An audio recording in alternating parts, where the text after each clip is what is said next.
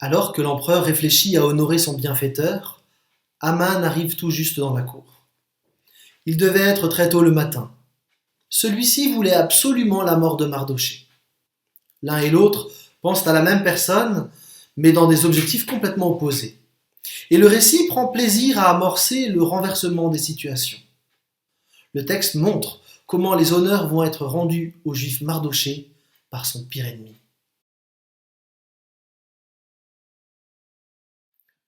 Aman a tout calculé, tout prévu, il a même fait dresser la potence sur laquelle il va faire exécuter Mardochée, le juif qui a toujours refusé de courber l'échine devant lui. Mais ce qu'il ignore, ce qu'il n'a pas envisagé du tout, c'est que le Dieu du ciel et de la terre va faire échouer son sinistre projet. Dans les coulisses, Dieu agit. Et il va non seulement contrecarrer ses stratagèmes, mais il va aussi retourner toute la situation contre Aman. Je ne peux m'empêcher de penser que la prière de tout le peuple a été un élément décisif de ce retournement. Les Juifs, disséminés dans tout l'Empire, se sont unis pour prier et ont intercédé pour que Dieu leur vienne en aide. Chers amis, nos prières ne sont pas vaines. Elles peuvent faire la différence et Dieu nous appelle à intercéder encore et encore. Quand nous sommes touchés par des situations, nous voulons agir très rapidement et nous essayons de trouver des solutions. Or, il arrive que, trop souvent, nous négligions le moyen le plus puissant que nous ayons à notre disposition, la prière. Aman avait négligé Dieu. Et je dois dire que parfois je lui ressemble de ce point de vue. Je fais mes calculs, mes plans, je m'organise. Tout ça n'est pas un problème en soi, mais il arrive aussi que je ne tienne pas compte de Dieu. Le texte de ce matin me ramène à l'essentiel. C'est au pied du Seigneur que se trouve ma place. Dans la prière que Jésus nous a laissée d'ailleurs, il nous invite à prier « Que ta volonté soit faite ». Chers amis, qu'est-ce que Dieu attend de nous dans cette situation de confinement? Que désire-t-il pour son Église dans cette période particulière? Ne fonçons pas tête baissée vers des activités, des nouvelles idées, mais prenons le temps de nous poser, de prier, pourquoi pas de jeûner, en cherchant réellement à comprendre ce que Dieu attend de nous. Revenons au texte biblique. Quand Aman entra, Xerxès lui pose la question suivante. Que faut-il faire pour un homme que le roi veut honorer? Aman, tout bouffi de l'orgueil qui le caractérise, n'imagine pas une seconde que l'empereur puisse vouloir honorer un autre que lui. Il suggère alors le défilé le plus élaboré qui soit, de manière à recevoir des honneurs juste en deçà de ceux qui sont attribués au roi lui-même. Les demandes sont si majestueuses que certains commentateurs suggèrent qu'Aman souhaitait prendre la place de l'empereur. En tout cas, avec un tel défilé, tout le monde dans la rue penserait que le roi lui-même arrivait, car tout l'appareil extérieur de la royauté allait être déployé. Aman propose d'abord de couvrir la personne d'un manteau déjà porté par l'empereur. Porter une tenue royale était un cadeau majestueux et ne se faisait qu'avec grande cérémonie.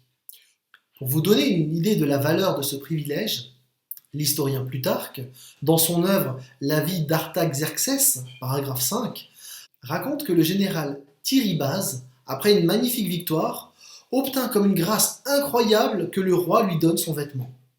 Mais le roi, en lui donnant ce vêtement, lui interdisit de le porter. Or ici, Aman demande de revêtir l'habit du roi. Et ce n'est pas tout. Il demande aussi à monter sur le cheval du roi. Cette pratique signalait dans beaucoup de nations la transmission du pouvoir. On en a d'ailleurs un exemple dans la Bible, en 1 Roi 1,33, où David demande à ce que l'on place son fils Salomon sur sa propre mule, pour que tout le peuple sache que c'est ce fils-là qui avait été choisi par David pour être le nouveau roi. Le cheval devait être aussi coiffé de la couronne royale. Si certains ont d'abord douté de l'authenticité de cette demande, la trouvant extravagante, nous savons aujourd'hui par l'archéologie que la pratique a effectivement existé. Et on retrouve, représentés sur les bas-reliefs assyriens, des chevaux portant sur la tête un ornement avec des pointes en forme de couronne. Les spécialistes considèrent donc aujourd'hui que cette pratique a existé pour le char de l'empereur. Aman poursuit sa liste grandiose. C'est un des grands seigneurs de l'Empire qui devra le revêtir, et crier devant lui. Là encore, la pratique est attestée dans tous les royaumes de l'Antiquité.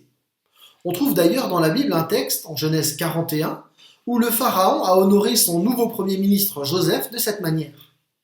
Il faut donc imaginer un défilé qui pouvait durer plusieurs heures, avec des gens qui crient pour annoncer le passage de la personnalité, et les gens qui sortent de chez eux pour saluer ce personnage honorable. Ce qu'Aman n'imaginait pas, et pas une seconde, c'est que c'est lui qui allait honorer de cette manière Mardochée. En quittant le palais, Aman dut proclamer son pire ennemi comme étant l'homme que le roi désirait honorer. Renversement incroyable de situation, d'autant plus étonnant qu'il est public. Dans toute la ville de Suse, tout le monde sait qu'Aman déteste les Juifs. Il est l'auteur du décret du massacre. Et le voilà dans la rue, en train de crier pour la gloire de Mardochée. Nous pouvons faire une pause ici, car si Mardochée a été particulièrement honoré, nous le serons nous aussi. À la différence de Mardochée, nous ne méritions rien, mais Jésus nous emmènera avec lui dans son cortège triomphal. Lui le victorieux, humilié, haï, méprisé, lui pour qui la foule a crié « Crucifiez-le » Ce Jésus est le roi des rois, le Seigneur des seigneurs, et tout genou fléchira et tous devront reconnaître qui il est réellement.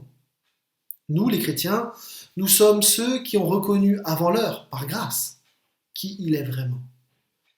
Certains payent de leur vie leur allégeance à Christ, mais le moment vient où tous seront honorés, comme Mardochée, à la suite du roi des rois.